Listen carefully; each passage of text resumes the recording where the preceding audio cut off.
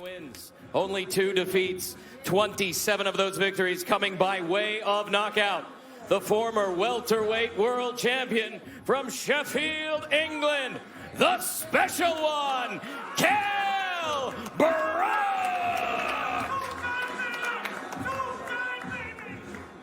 Introducing out of the red corner. He weighed in at 146.4 pounds, wearing black trunks with gold trim. He brings a perfect record, 36 wins, no defeats, 27 victories coming by way of knockout.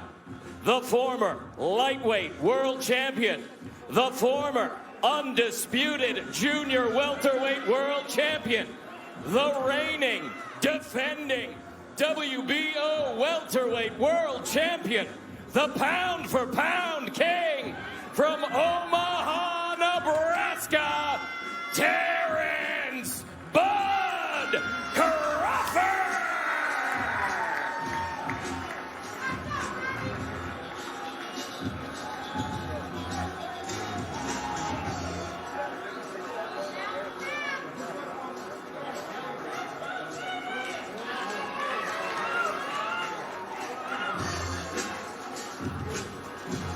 Okay, here we go.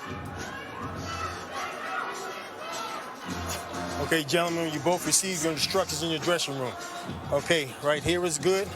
Right here is good. I want a good, clean fight. Obey my commands at all times. Above all, protect yourselves at all times. Let's go.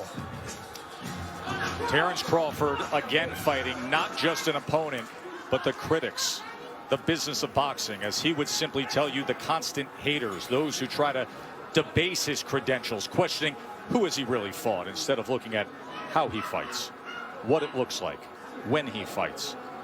The guy who's opposite him right now, Brook, is a believer in how it should be done. Take the toughest fight. By doing that, he became a world champ once, and he had titanium fused to his orbital bones twice. Now he's refreshed.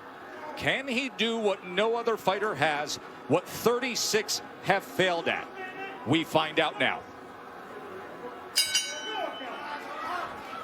Round number 1, and Dre, I offer you this. Among all the analysis of what could happen in this fight that gives Brook hope is that Bud Crawford at times has been a slow starter. In fact, Dre, the fight we did against Egis Kaviaskis, Egis outlanded Crawford total punches over the course of the first 3 rounds. What should be Brook's approach early on? Well, he can't get reckless, but he needs to start fast, start picking up that jab. I think Brook is realizing right now that Terrence Crawford is a lot longer than he realized, and the space between, where he is now and actually hitting Crawford is a lot further than he realized. But yes, coming off 11-month layoff, being, a slow starter historically, the first few rounds, Brook wants to win those.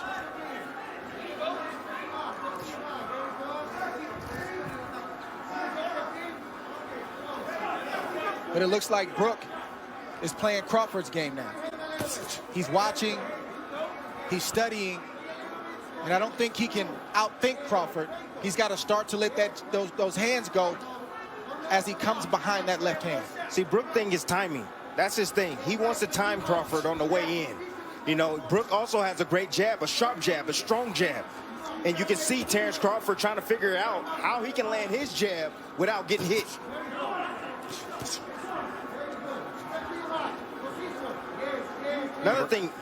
Another thing, Crawford typically comes out in the southpaw stance, but he came out in the right-handed stance, probably to confuse Brook.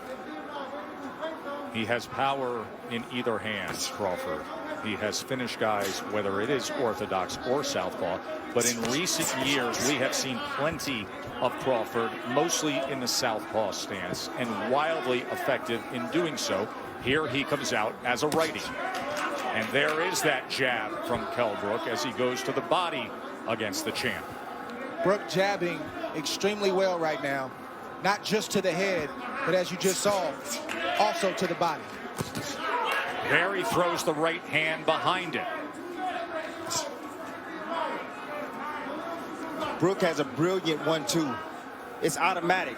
It's his favorite combination, but his jab right now is landing. He just scored with it accurately upstairs against Crawford.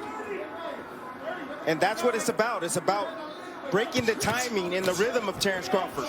And you have to do that with your jab. Set it up. The power hand, which is the right hand for Brook. Crawford looking to close that gap as he goes southpaw for a moment, doubles up the right-hand jab, and then comes with a left. Good exchange here as he switches back to righty.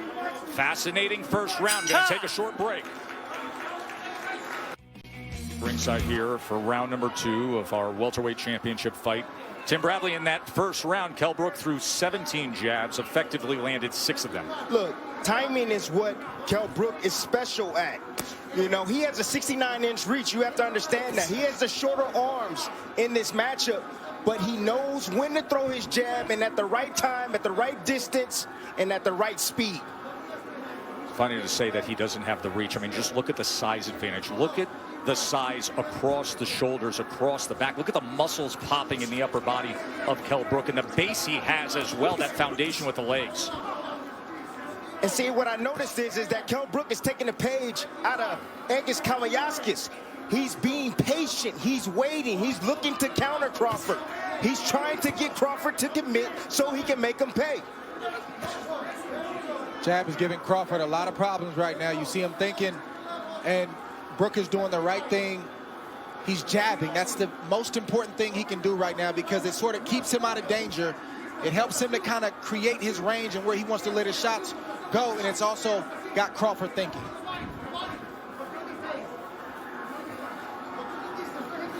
The fight's going to get interesting if Crawford is able to make adjustments. I've seen Brook have a great plan A. He's got a great boxing ability, but when fights get deep and there's time to make adjustments, like in the Spence fight, I don't see him make that adjustment. We've seen Crawford do it in the past. He's going to have to do it right now because plan A, Brook has the advantage. Spence fight happened in May of 2017. That was the last time Brook fought at this 147-pound limit. He was fighting brilliantly, and then Spence got to him with the power and scored an 11th round TKO with a broken left orbital bone suffered. You also want to see how Brook takes the shots of Crawford as he starts to land clean, flush shots.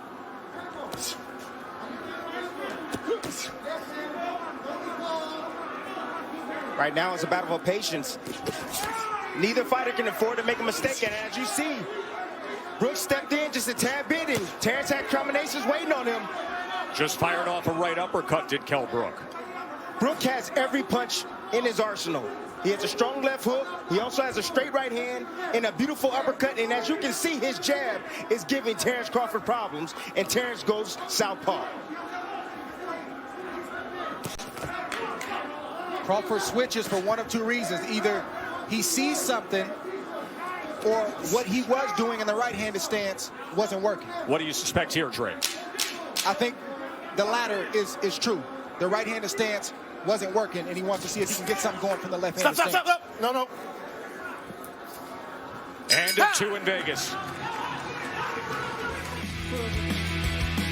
Vegas, round number 3 of the championship fight. According to CompuBox, Bud Crawford opponents land just 21% of their total punches.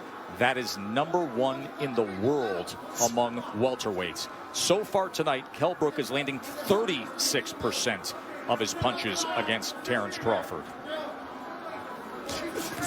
So don't think that Kell Brook is worried about Terence Crawford going southpaw. He's not worried about that at all because he's used to that. He comes from the English gym. He's used to seeing switch hitters in his gym, guys that switch from orthodox to southpaw. It's nothing to him. You mentioned the Ingle gym. That is the veteran British trainer Dominic Ingle, who has trained Kell Brook since the start of his career.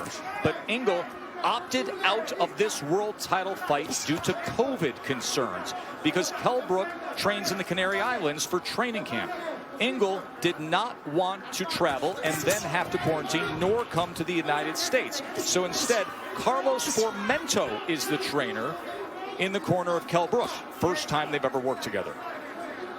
I'll tell you one thing that the southpaw stance has done. It's taken the jab away from Kell Brook. You see he's not landing his jab consistently anymore. Well, when Crawford turns southpaw, he's not even throwing. That's what happens. That's what turning southpaw does. But it does allow you to land a right hand like Brook just landed on Crawford right now. A right hand hands-free. can be the best weapon against I the got southpaw. And, of course, when he is in that lefty stance, you will see that right hand of Bud Crawford, as it is right now, hanging right over the front of Kell Brook. Listen, Crawford has the reach advantage, but he's going to have to close the distance on Kell Brook. He told us in the build-up to this fight that Brook can't fight mid-range and in close. Right now, Brook is winning the battle from the outside. Crawford's got to slowly start to close their space. There's that right lead again from Kell Brook. Minutes ago here in round 3. Pretty good start for the challenger, the former IBF welterweight champion. A guy who says he's rejuvenated. 3 fights since he lost the welterweight championship to Errol Spence. That's how Errol Spence had success against Brook. He closed the distance and started to bully Kell Brook. He started to fight him in close. Brook fought back valiantly, but he really didn't have any answers for that. See Crawford having his moments there. I see some swelling already on the right eye of Terrence Crawford, in the right hand, right down the middle that just lands for Kell Brook. And there's a right hand from Crawford. Way to answer that right hand.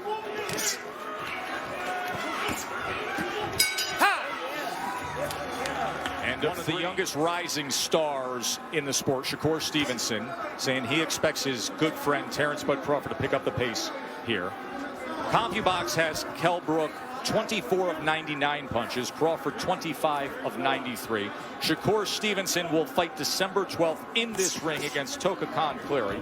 Shakur, the recent featherweight champion, now contending at 130 pounds, looking for a showdown for a belt here. Round number 4. Crawford has to continue to get his lead foot outside the lead foot of Brook to have success with his offense. That will put him in a safe position to let his combinations go. Beautiful right hand. And the champ gets to him. Get over here. Just like that. Get over here. Terrence Bud Crawford hits the 6, gas. 7.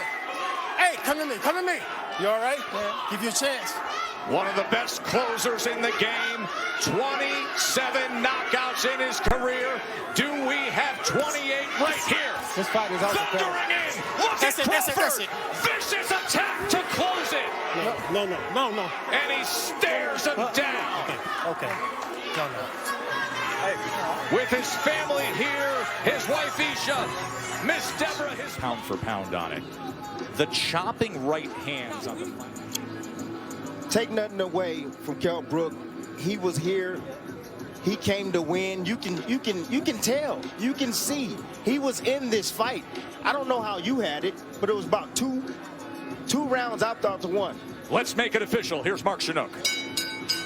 Ladies and gentlemen, here inside MGM Grand, referee Tony Weeks calls a halt to this bout at 1 minute, 14 seconds of round number 4.